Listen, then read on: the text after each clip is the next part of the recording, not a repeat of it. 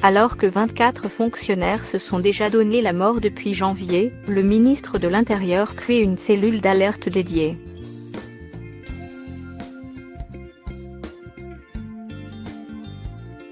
Le corps de Christophe, policier affecté à la brigade anticriminalité d'Alès, a été retrouvé dimanche dernier, pendu à un arbre dans un bois de la commune de Dion. Âgé de 49 ans, ce fonctionnaire, qualifié de « très sportif », avait signalé sa détresse psychologique et a été pris en charge médicalement depuis plusieurs semaines. La veille, une fonctionnaire de la brigade de nuit de Conflans-Sainte-Honorine s'est donné la mort avec son arme de service, en Eure-et-Loir. Mère de 2 enfants, tourmentée par des difficultés de couple, cette femme de 37 ans a été retrouvée sans vie à bord de sa voiture, garée dans un champ, situé dans le hameau Le Vieux Château. Ces suicides ont une fois encore endeuillé une profession qui a les nerfs à vif.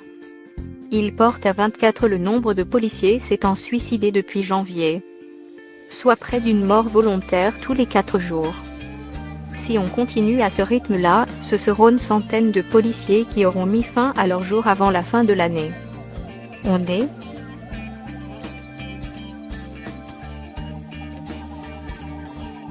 alors que plane toujours la menace terroriste et que la « fièvre jaune » s'empare chaque samedi de la France depuis 22 semaines consécutives, la profession frise la surchauffe. Christophe Castaner a décidé de descendre dans l'arène pour tenter d'endiguer l'épidémie des décès qui récemment les rend policiers 10 fois plus que dans la gendarmerie, où 2 suicides sont à déplorer depuis le début de l'année.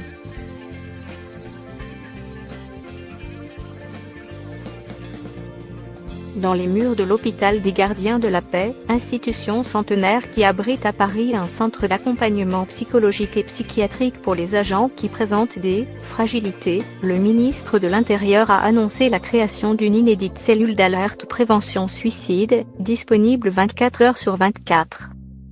Pilotée par Noémie Angèle, membre de l'Inspection générale de l'administration IGA et spécialiste des ressources humaines, cette cellule inaugurée sous 15 jours aura pour mission de porter le plan d'action et sera également chargée de faire des propositions aux premiers flics de France.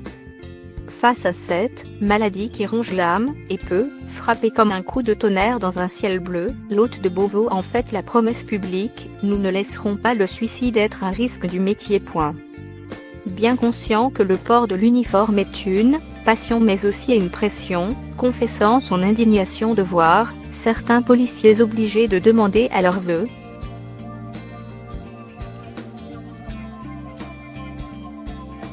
le suicide est lié à un ensemble de facteurs, pas seulement à un fait déclencheur, insiste le premier flic de France, qui lâche, quand l'un des nôtres se donne la mort, tous ses camarades s'interrogent, se culpabilisent, se demandent ce qu'ils ont raté, ce qu'il aurait pu faire, ce qu'il aurait dû faire. Pointé du doigt par les syndicats de gardiens et gradés qui l'accusent de pousser les effectifs au burn-out, la hiérarchie est invitée à être une vigie attentive et bienveillante. Nous devons aussi briser un tabou, le tabou du besoin d'aide, clame Christophe Castaner. Il n'y a aucune gloire, jamais, à souffrir dans son coin. Aucune honte, jamais, à saisir une main tendue.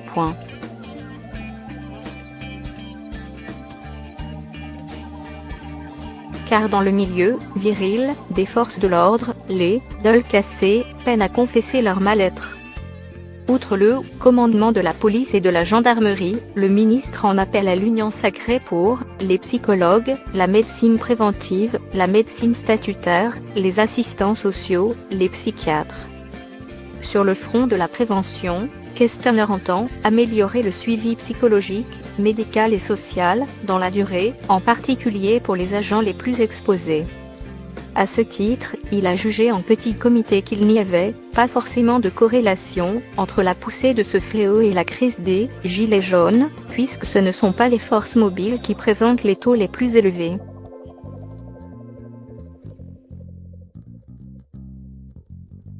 La police nationale se dirige vers le triste record de 1996 avec 71 suicides dans le courant de l'année, s'indigne le syndicat général de la police.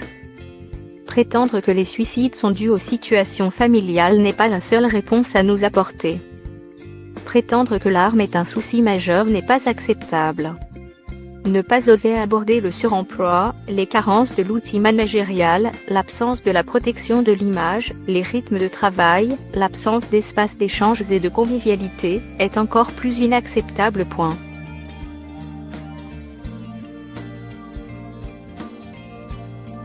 Soucieux d'améliorer le travail au quotidien et de débarrasser, au plus vite, les policiers et gendarmes des tâches indues, Christophe Castaner a égrené les 10,000 postes créés d'ici la fin du mandat, les 900 millions d'euros engagés d'ici la fin de 2020 pour rénover les casernes et de commissariats, ou encore les 6000 voitures neuves qui sont livrées cette année.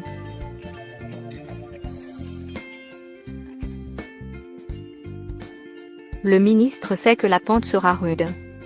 Un rapport choc sur l'état de la sécurité intérieure, porté par le sénateur LR de Moselle François Grosdidier, pointait dès juillet dernier un taux de suicide anormalement élevé dans la police, de 36% supérieur à la moyenne nationale.